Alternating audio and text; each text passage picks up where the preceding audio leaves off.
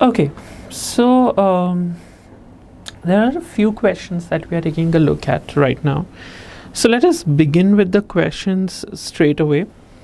First question, which asks us about presence of which of the following conditions in urine is indicative of diabetes mellitus. Now let us understand diabetes mellitus. Okay, diabetes mellitus is also known as what? Sugar diabetes. Now why is it called as sugar diabetes? See, the urine over here is loaded with sugar, right? Urine is what? Urine is loaded with sugar. Now why is it loaded with sugar? That is sugar presence basically. Now why is it loaded with sugar? Recall that a person who is suffering from diabetes mellitus has deficiency of insulin, isn't it? Now because of insulin deficiency, the cells, the body cells are unable to utilize glucose.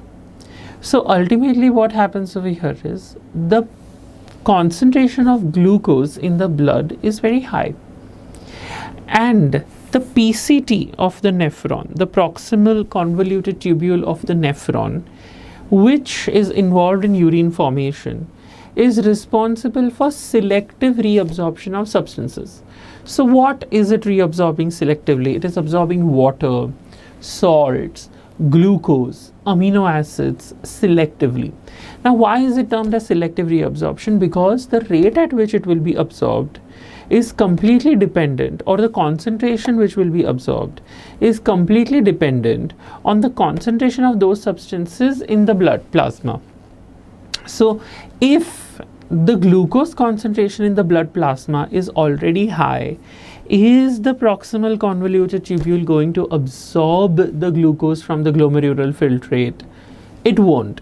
It will just allow the glucose to move ahead into urine formation, okay, as urine is formed. And the urine that will be produced will now be saturated with glucose.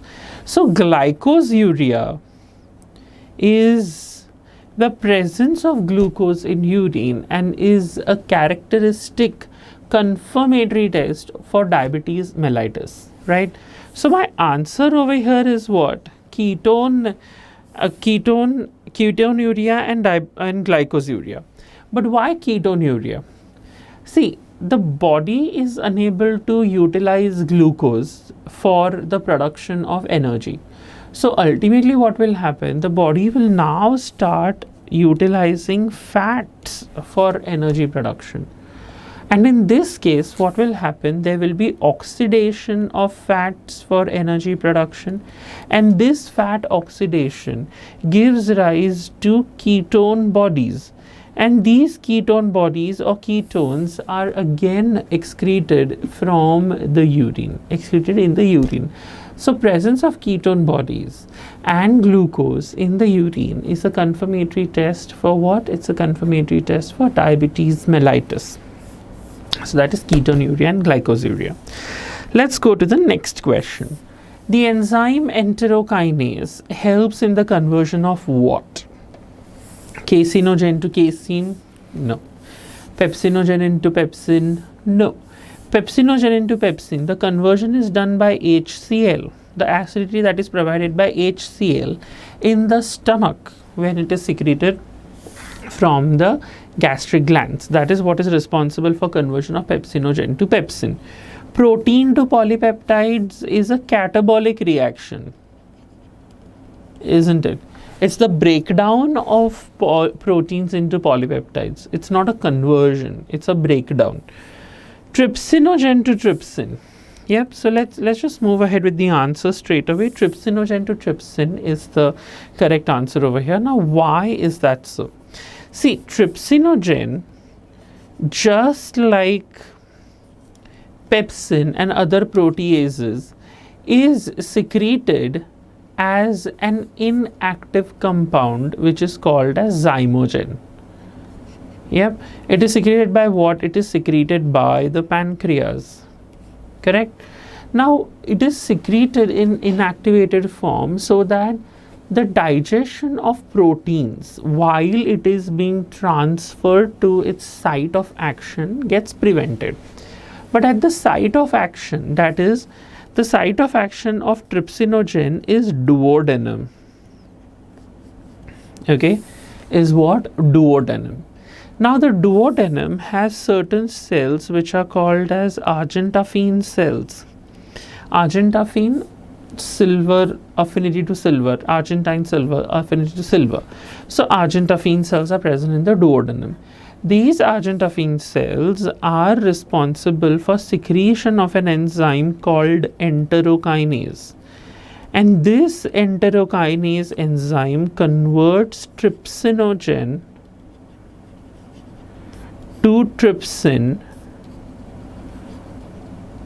and trypsin, being a protease, now begins with its protein digestion process. Yeah, but remember that pepsin over here, its optimum condition is acidic. Yeah, pepsin requires highly acidic conditions. Trypsin basically, on the other hand, requires alkaline conditions, which are provided by what? Which are provided by bile. Let's go to the next question. Select the correct events that occur during inspiration. Contraction of diaphragm, contraction of external intercostal muscles, pulmonary volume decreases, intrapulmonary pressure increases. Now, one thing we need to understand over here is that the thoracic chamber is a completely airtight chamber, okay, with the exit and entry for the gas being the same. The nasal passage, the oral passage, the nasal passage preferably. So it's the same, right? So the air is taken in through the nasal passage, the air is given out through the nasal passage, the trachea, bronchi, everything. So it's a one-way route. I mean, just one route through which both these processes take place. So it's an airtight chamber. So obviously there is no air leakage. Got it? Now air moves from high pressure to low pressure, isn't it? So the question over here is inspiration. That means we need to take the air in, right? We need to take the air in. So if we want to take the air in, and if the air is moving from high pressure to low pressure, the intrapulmonary pressure should be lower than the atmospheric pressure, isn't it? Yep. Can that be done? That is achieved indirectly. By bringing about what? By bringing about the change in the volume of the change in the intrapulmonary volume.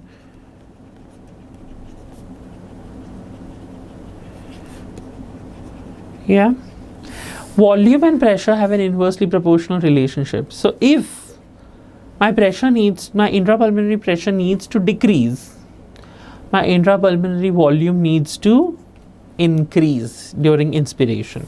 So pulmonary volume decreases is an incorrect option already. Intrapulmonary pressure increases is also an incorrect option already. So the two correct options I have are contraction of diaphragm and contraction of external intercostal muscles. So when we want to breathe in, we need to increase the intrapulmonary volume. So the diaphragm, which is a dome-shaped structure, it contracts and flattens. So it pulls the thoracic cavity downward, okay, and the external intercostal muscles, they contract and they pull the rib cage upward. So there is so the volume is being increased in the downward direction, the volume is being increased in the front upward direction. So ultimately what happens is the volume increases, pressure decreases, and the air moves into the lungs. So the correct answer is 1 and 2, that is C. Correct? Yep.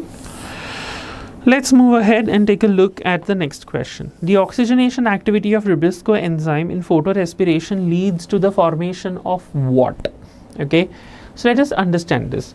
Rubisco is ribulose, bisphosphate, carboxylase, oxygenase. Yeah, Rubisco. So it acts as a carboxylase and also as an oxygenase. That means it is capable of adding carbon dioxide and it is also capable of adding oxygen. But to whom? Ribulose bisphosphate is the substrate, right? RUBP is the substrate. So ribulose bisphosphate carboxylase oxygenase, Rubisco, is the most abundant enzyme found in the living systems, and it has both carboxylation properties and oxygenation properties.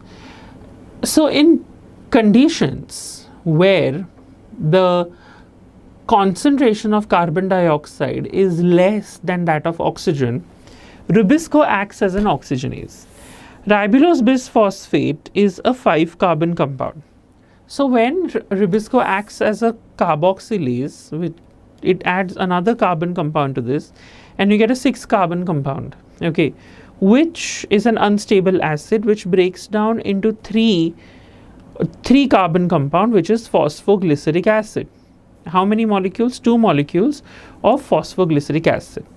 But when oxygenation takes place, this does not happen. That is a regular cycle, the Calvin cycle. When oxygenation takes place, this does not happen. So we have a 5-carbon compound undergoing oxygenation. So the breakdown happens as what? A 3-carbon phosphoglyceric acid and 2-carbon phosphoglycolate. Yeah. So a 3-carbon compound and a 2-carbon compound. This is what is a product of photorespiration. So let's look at the options. 1 molecule of 6-carbon compound? Definitely not. 1 molecule of 4-carbon compound and 1 molecule of 2-carbon compound, that would again mean 6 carbons. Is that the case? No. 2 molecules of 3-carbon compound, we just saw that that is possible only when carboxylation takes place. Now the option over here is 1 molecule of 3-carbon compound. Isn't this the closest possible answer to the one that is actually happening? So the correct answer is 1 molecule of a 3-carbon compound. The plant part consists of 2 generations within one another. So we need to find that. For this, let us recall something, which is alternation of generations. So we have the sporophyte and we have the gametophyte. So these are known as 2 generations. Sporophyte is a diploid structure and gametophyte is a haploid structure. Sporophyte and gametophyte keep on alternating. Okay, so sporophyte undergoes meiosis and gives rise to the gametophyte. Now the gametophyte is not a gamete. The gametophyte is the component or the structure that carries the gametes, okay, or it contains the gametes within itself. So gametophyte is not a gamete. Now what will happen? So from the gametophyte we'll get haploid gametes, okay. So there will be, so these haploid gametes will undergo fertilization and give us the zygote, right? So another haploid gamete.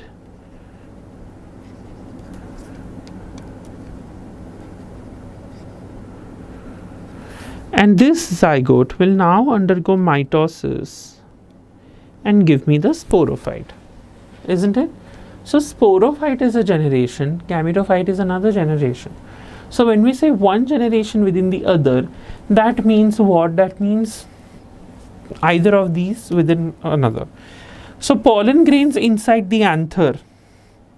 Anther is the diploid sporophyte, isn't it? Pollen grains are the haploid gametophyte. Does it fit our description? It does. Germinated pollen grain with 2 male gametes. Pollen grain is already haploid. Germinated pollen grain has 2 male gametes which are also haploid. So it is haploid within haploid. Is that one generation within the other? No. The seed inside the fruit. Seed is formed after fertilization, so it is a diploid structure.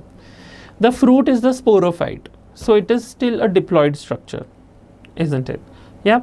So it's a diploid within diploid. Is that the case that we are looking at? No. Right. So embryo sac inside the ovule.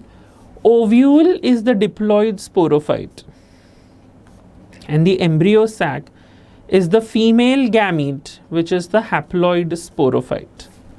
Right? Yep. So this is the correct option. Right? So 1 and 4 is the correct answer.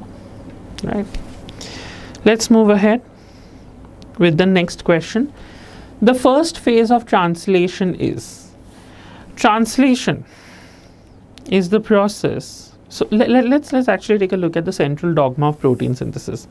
So we have DNA. DNA undergoes self-replication, isn't it? It undergoes transcription and forms mRNA. mRNA undergoes translation and gives us the protein. So this is the central dogma of molecular biology, central dogma of protein synthesis.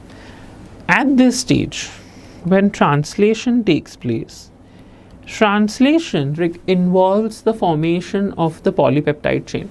And for the formation of the polypeptide chain, what do we require? We require mRNA, which we have. We require ribosome, which is in the cytoplasm. We require transfer RNAs, okay? And we require amino acids. Now, amino acids will be carried by the transfer RNA to the ribosomes for the production of polypeptide by reading the codons on the mRNA, right? So, translation is going to have 2 steps. Charging of the tRNA,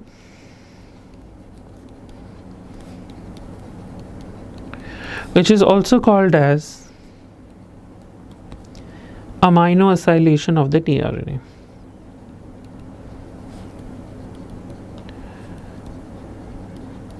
So our answer is A. Amino acylation of the tRNA, where the amino acid is added to the tRNA molecule so that the tRNA can take it to the ribosome for functioning, for polypeptide formation. The next step is the actual formation of polypeptide chain.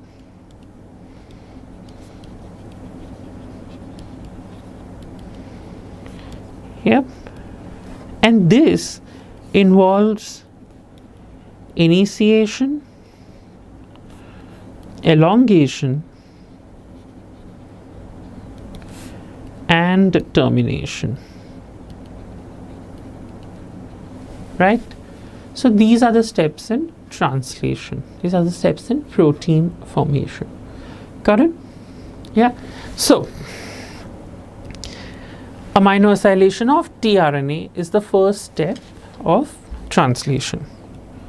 So this was with the questions that we were supposed to discuss today. Take a look at.